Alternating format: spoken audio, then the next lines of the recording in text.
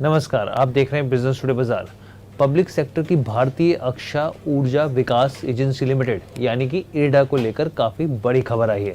Company एक बार फिर निवेशकों को पैसा कमाने का मौका देना जा रही है। भविष्य की जरूरतों को पूरा करने के लिए जो इरडा है वो एफपीओ लाने की योजना बना रही है। कंपनी के जो चेयरमैन है और साथ ही प्रबंध निदेशक जो हैं प्रदीप कुमार दास, उनका इस पर बयान उन्होंने दिया है और इस एफपीओ की खबरों के चलते स्टॉक में तेजी भी देखने को मिल रही है। अगर हम आपको स्क्रीन पर स्टॉक दिखाएं कि किस तरीके से तेजी देखने को मिल रही है तो आपके सामने देखिए 3-3.5% ये स्टॉक आज भागता हुआ देखा है। और एफपीओ से जुड़ी तमाम खबरें कि आखिर प्लान है क्या, क्यों है, तमाम चीज़ों के लिए आपको बस इतना ही करना है। वीडियो तो आप आखिरी तक देखिएगा, साथ ही बिजनेस टुडे बाजार को लाइक शेयर सब्सक्राइब करना मत भूलिएगा। लेकिन सबसे पहले एफपीओ होता क्या है, इसका मतलब क्या है। देखिए एफपीओ यानी होता है follow on public offer. Share बाजार में लिस्टेड किसी कंपनी की ओर से ये पेश किया जाता है। इसके तहत कंपनी पूंजी होती है यानी कि पैसा जुटाने के लिए नए शेयर अपने मौजूदा और नए शेयर धारकों के लिए जारी करती है। इसके साथ ही अब अगला सवाल उठता है कि भाई एफपीओ क्यों जारी किया जाता है। तो एफपीओ किसी लिस्टेड जो पब्लिक कंपनी है उसकी ओर से तभी जारी किया जाता है जब उसे अपने भविष्य की योजनाओं को पूरा करने के लिए पैसे की जरूरत होती है। कई बार अपने कर्ज को कम करने के लिए और बाजार में शेयर की लिक्विडिटी बढ़ाने के लिए भी कंपनियां इसका इस्तेमाल करती हैं। एफपीओ में कोई भी आम निवेशक किसी भी ब्रोकिंग प्लेटफॉर्म पर जाकर बोली लगा सकता है। तो ये चीज तो क्लियर हो गई। अब हम आते हैं इसके ऊपर इरडा के एफपीओ के ऊपर। तो यहाँ पे बता दें कि ministry of new and renewable energy के तहत आने वाली ये जो एनबीएफसी कंपनी है, पिछले साल नवंबर में इसने 2150 करोड़ रुपए का ये आईपीओ लेकर आई थी और करीब 39 गुना से ज़्यादा सब्सक्राइब हुआ था और ज़बरदस्त रिस्पांस यहाँ पे देखने को मिला था।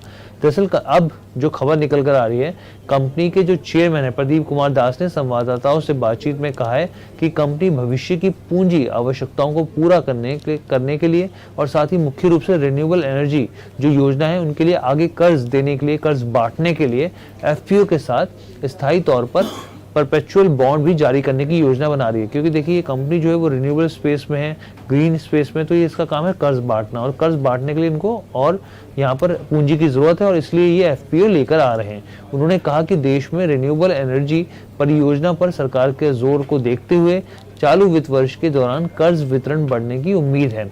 यहाँ पर कंपनी की जो चेयरमैन उनका साफ तौर पे कहना है कि जिस तरीके से सरकार का फोकस है यहाँ पर ग्रीन एनर्जी के ऊपर, तो ऐसे में यहाँ पे वित्त वर्ष जो चालू वित्त वर्ष जो अभी मौजूदा वित्त वर्ष चल रहा है उसमें कर्ज को बांटने की, डिस्ट्रीब्यूशन को बढ़ाने की और भी उम्मीद की जा रही है।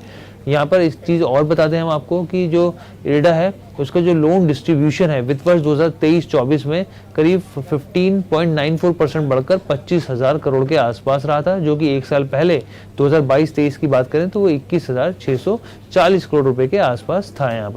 यहाँ पर जो यहाँ के चेयरमैन है मिस्टर दास, तो उनका ये भी कहना है कि हमने चालू वित्त वर्ष में 24,200 करोड़ रुपए बाजार से जुटाने का लक्ष्य रखा है, लेकिन हमारा अनुमान है कि रिन्यूएबल एनर्जी और नई इंडस्ट्री जैसे ग्रीन हाइड्रोजन, बैटरी स्टोरेज की कर्ज जरूरतों को पूरा करने के लिए हमें और पूंजी चाहिए और पूंजी की जरूरत है। एफपीओ के बारे में उन्होंने कहा कि बाजार इस समय अनुकूल है और एफपीओ के जरिए पूंजी जुटाने का सही समय है। हालांकि उन्होंने ये साफ नहीं किया कि एफपीओ कब लाया जाएगा, लेकिन ये संकेत दिए हैं कि चालू वित्त वर्ष के आखिरी तक या फिर अगले वित्त वर्ष की शुरुआत तक यह बेसिकली एफपीओ आ सकता है। दास ने कहा कि एफपीओ प्रस्ताव को केंद्रीय मंत्रिमंडल से मंजूरी की जरूरत होगी।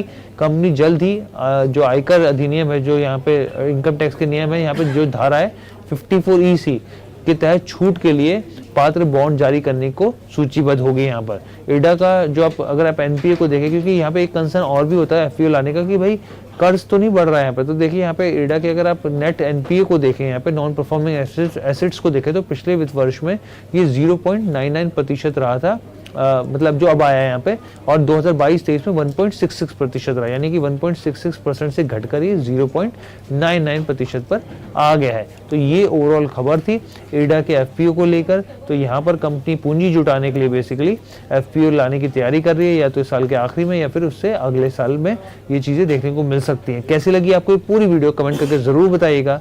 बिजनेस टुडे बाजार के साथ जुड़ने के लिए धन्यवाद।